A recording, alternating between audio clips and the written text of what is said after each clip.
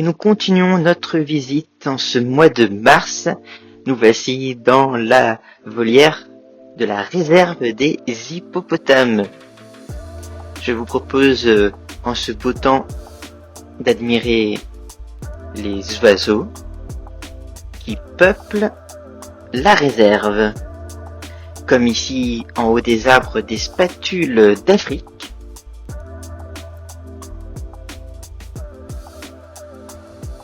Adulte, le plumage est entièrement blanc et la spatule est huppée.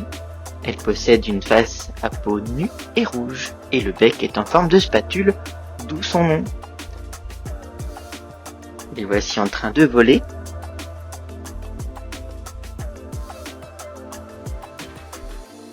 Au niveau des arbres, on peut admirer de nombreux tantalibis.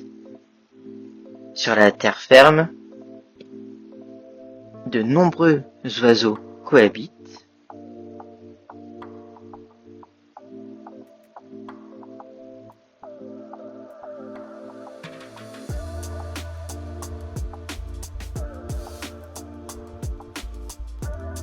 On aperçoit le dôme équatorial. Au fond, nous sommes ici sur le 2e étage de l'observatoire. Il n'y a pas que des oiseaux, puisqu'il y a également des hippopotames dans cette réserve. Admirons un ibis du Cap.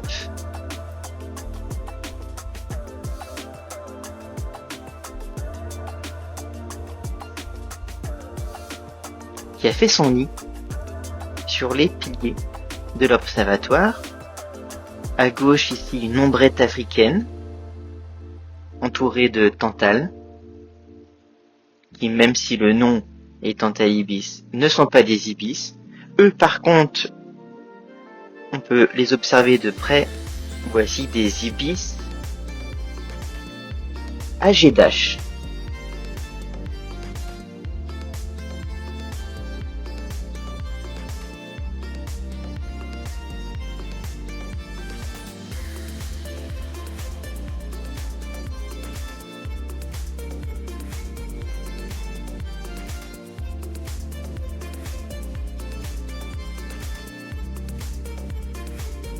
Les ibis agédaches dont le magnifique plumage resplendit au soleil.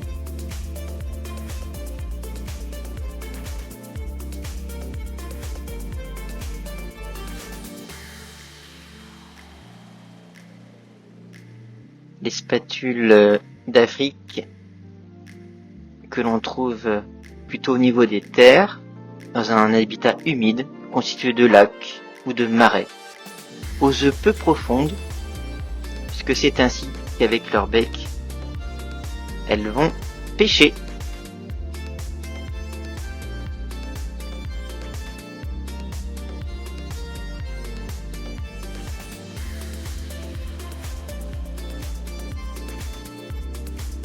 On observe bien ici la multiplicité de toutes les espèces d'oiseaux.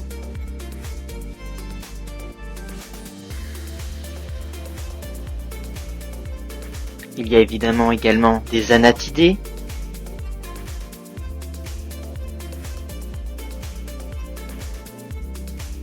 Voici un pélican gris.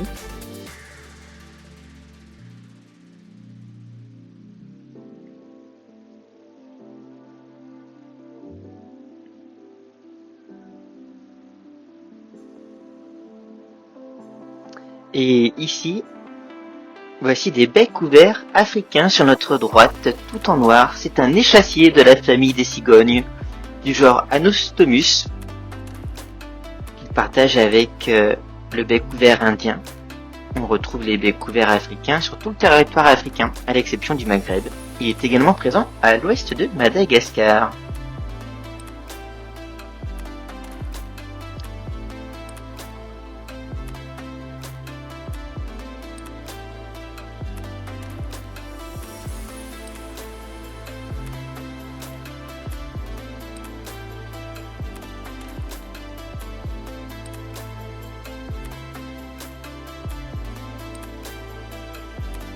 Il y a également des vautours dans cette grande volière de la réserve des hippopotames, des vautours palmistes et des vautours néo-fromoines.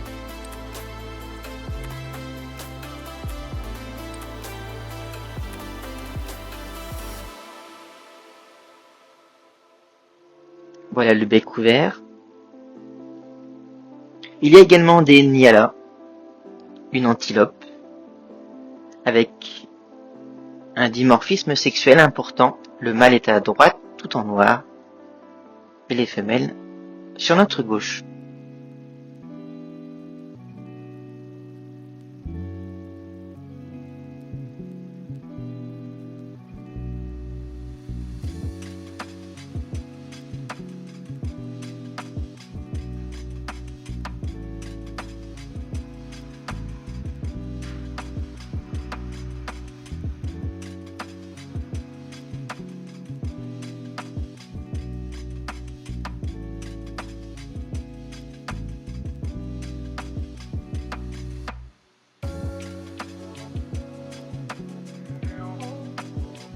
Le nyala est une espèce visible ici au zooparc de Beauval, seulement depuis l'ouverture de la réserve des hippopotames.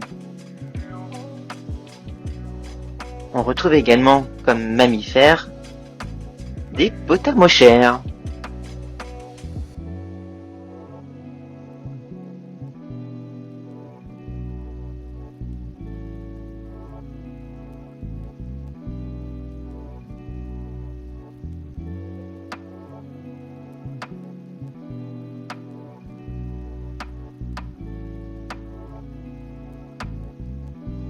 Direction les rocs de Dodoma.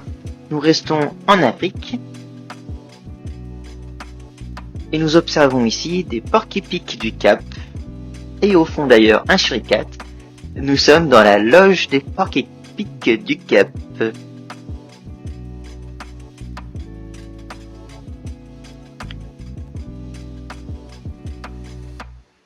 C'est un rongeur au corps trapu dont le dos est recouvert d'épines de 30 à 40 cm de long. Elles sont rayées noir et blanc. Les piquants constituent une arme défensive redoutable contre les prédateurs. Voici un otosion. Il y en a 2 ici au roc de Dodoma. Les rocs de Dodoma, c'est un enclos unique de mixité avec 4 espèces, dont les suricates et les tic-tic de Kirk que voici.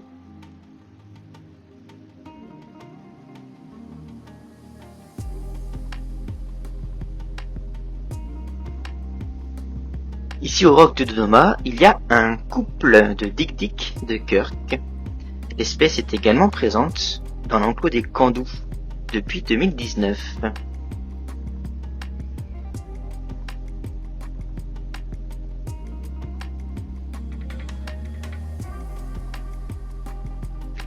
Les tic-tics peuvent compter sur l'attention des suricates pour préserver leur sécurité.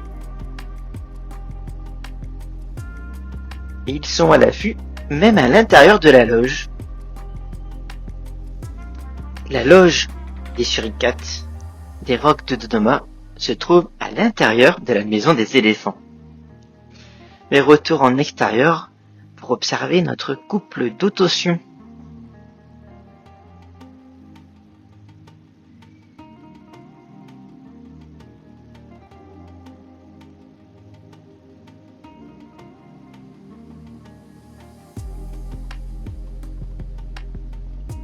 Et nos dik-dik, qui sont une espèce de bovidés africains de la même famille que les antilopes. En bien plus petits bien sûr, puisqu'ils mesurent en moyenne entre 40 et 60 cm. Ils ont donc tendance à se fondre dans la végétation. Leur tête allongée leur permet de facilement atteindre les fruits et les baies dans les buissons comme les acacias sans être gênés par les épines ou les branchages. Et en parlant d'alimentation herbivore, eh bien, en face des Dik-Dik, une des plus petites antilopes, laissons-nous envahir par l'immensité de l'éléphant de savane d'Afrique. Et je vous propose d'observer particulièrement le mâle. Puisqu'ici, à Beauval, il y a un mâle et 6 femelles.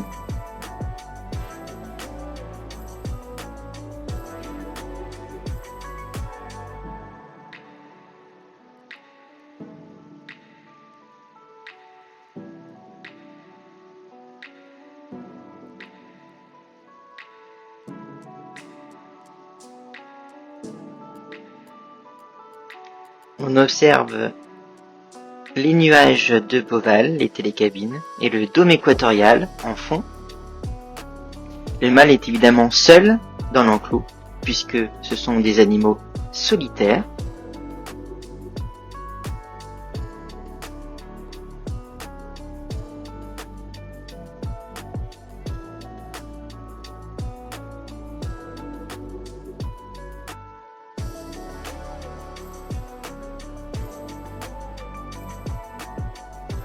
Alors que les femelles et les jeunes vont vivre en groupe matriarcal, dirigé le plus souvent par une femelle.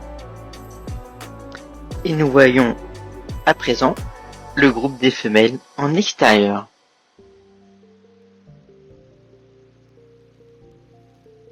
Les éléphants ont un sens profond de la famille et une grande solidarité est présente au sein du clan. Ils ont une grande capacité à ressentir, à exprimer leurs émotions. On le voit très bien lors de la mort d'un de leurs congénères, notamment.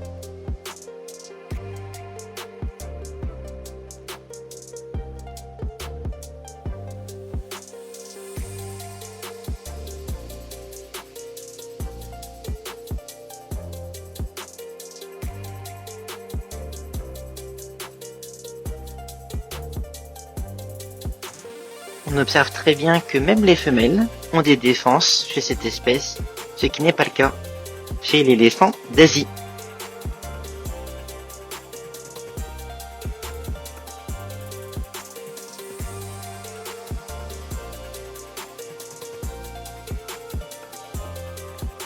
En effet, chez les éléphants d'Asie, il n'y a que les mâles qui ont des défenses. Pour distinguer également les deux espèces, on notera bien le dos courbé de l'éléphant d'Afrique, ce qui n'est pas le cas des éléphants d'Asie. On retrouve l'une des petites femelles, notamment la toute première qui est née le 15 février 2026.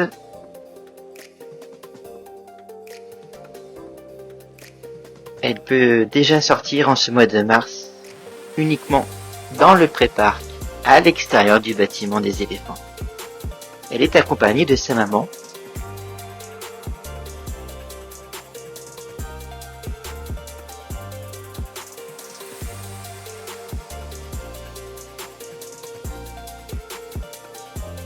Et nous voici à l'intérieur de la maison des éléphants.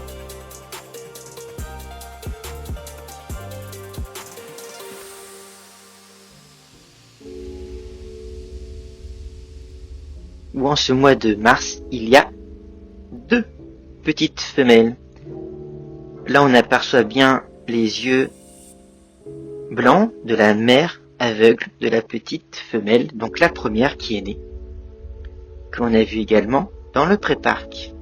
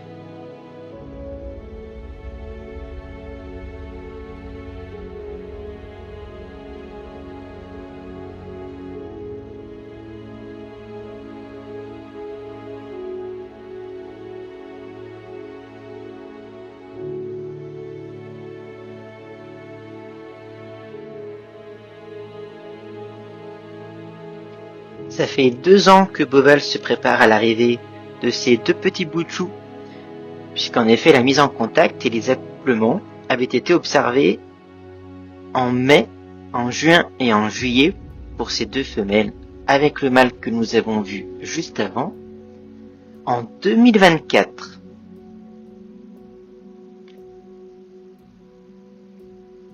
Ce qui a permis à Beauval de mettre en place un renforcement des compétences pour les équipes. Ils sont notamment allés se former dans le zoo où se trouve le coordinateur du programme d'élevage européen. Ils ont également installé de nouvelles caméras à hauteur d'homme pour suivre la mise bas et vérifier les tétés. Ils ont aménagé 2 baby box et ils ont sécurisé les endroits là où un petit pourrait se faufiler.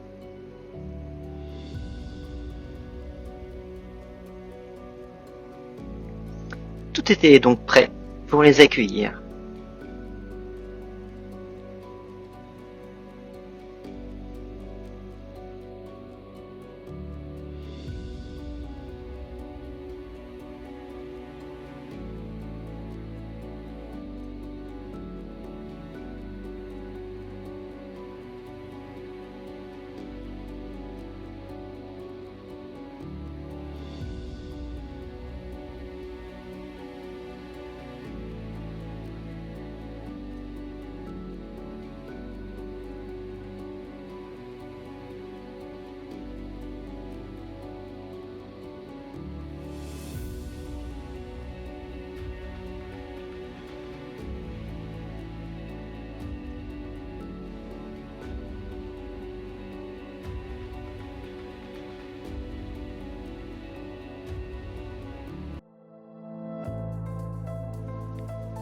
Et après ces jolies images de bébés éléphants, voici les tortues dans le terrarium qui se trouve juste en face des éléphants dans la maison.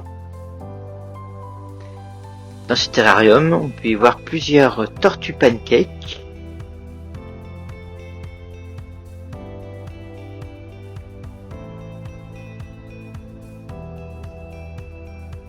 Et une plus grosse, une tortue léopard.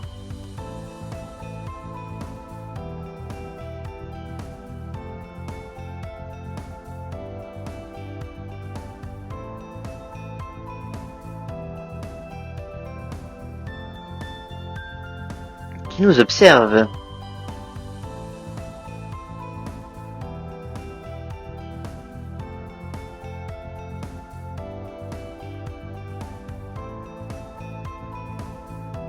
Là, on voit bien les 2 espèces différentes de tortues.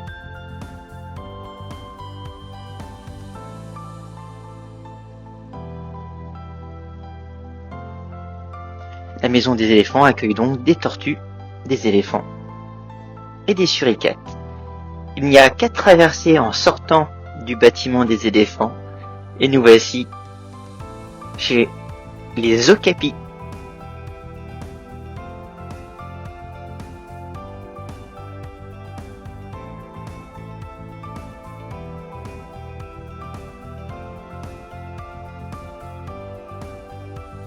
Et voici les grues du paradis qui cohabitent avec les okapis.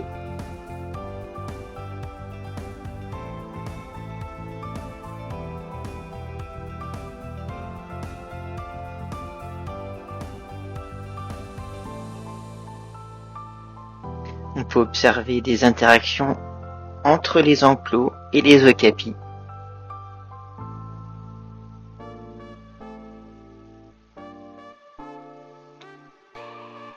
Ce sont des animaux solitaires, voilà pourquoi ils sont séparés dans des enclos distincts.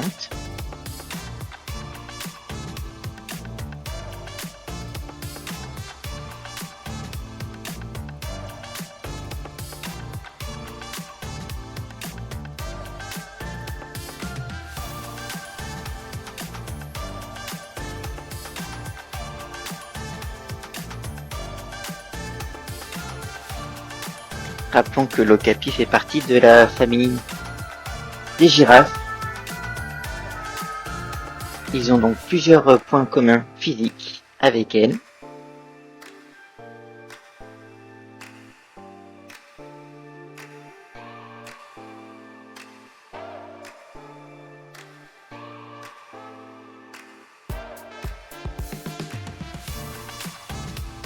Quelle magnifique espèce!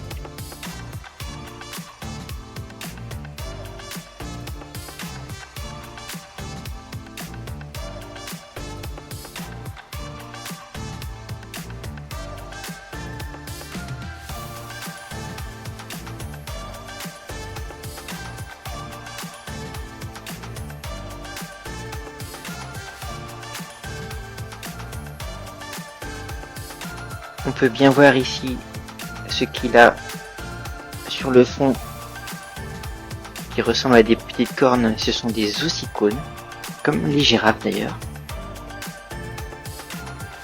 Et ici, je vous laisse regarder, apercevoir au fond le bâtiment.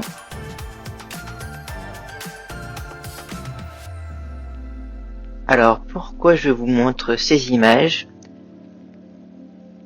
En bas à gauche, vous voyez un céphalophe à dos jaune, bien parce que il y a également une naissance chez les céphalophes à dos jaune. Et pendant tout le mois de mars, j'ai essayé de le voir. Regardez, là on voit un céphalophe. Est-ce que c'est le petit? Peut-être. Est-ce que c'est la femelle? On ne sait pas. En tout cas, j'ai réussi à le filmer un tout petit peu. Mais malheureusement, le bâtiment des céphalophes à dos jaune n'est pas visible du public, contrairement à celui des okapis.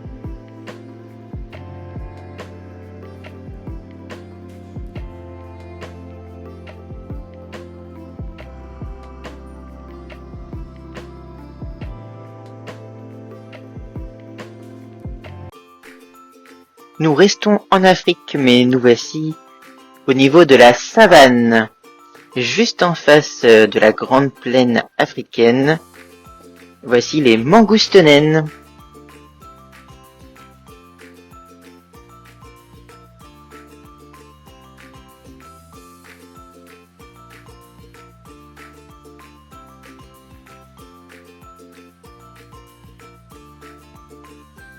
C'est le plus petit carnivore d'Afrique. On pouvait auparavant les voir dans la maison des éléphants, d'où nous venons.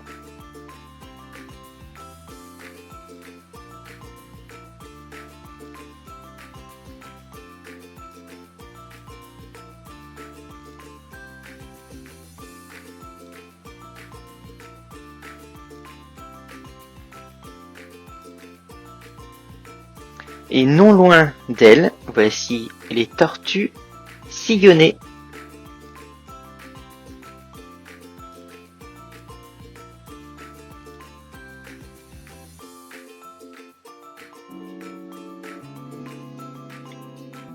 Jusqu'à présent, on pouvait les admirer seulement à l'intérieur du bâtiment, bien au chaud.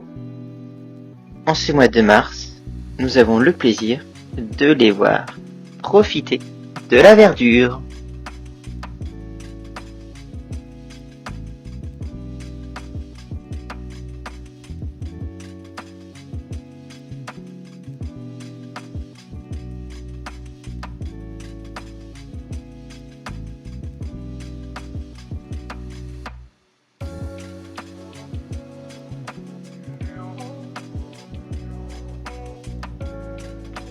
Et juste en face, voici également en extérieur les rhinocéros blancs. Contrairement aux espèces asiatiques, ils ont bien 2 cornes.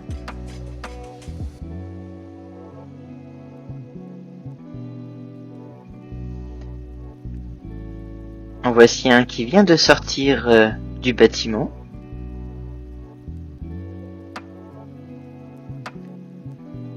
On aperçoit les zèbres de Grévy dans le pré-parc de la savane également. Et ici, des girafes réticulées.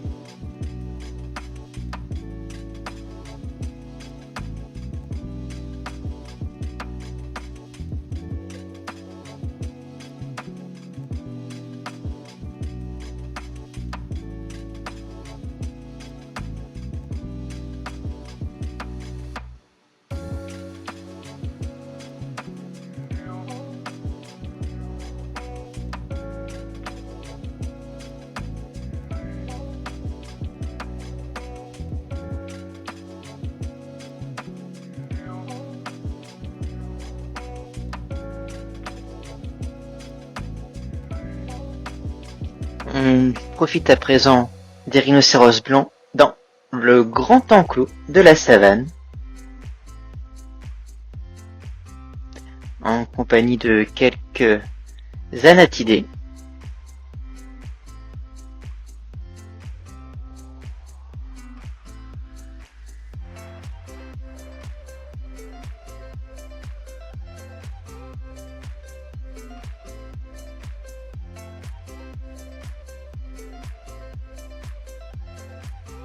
En voici en train de déféquer. Les rhinocéros font partie de ces espèces qui vont toujours déféquer au même endroit.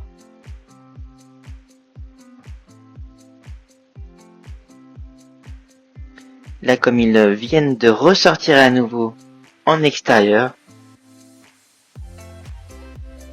je suppose qu'ils ont donc choisi un nouvel endroit pour faire leurs besoins.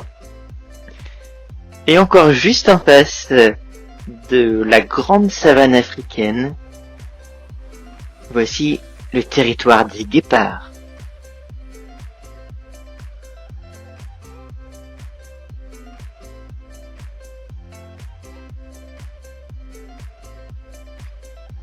Beauval accueille 4 frères. Ils ont actuellement une dizaine d'années.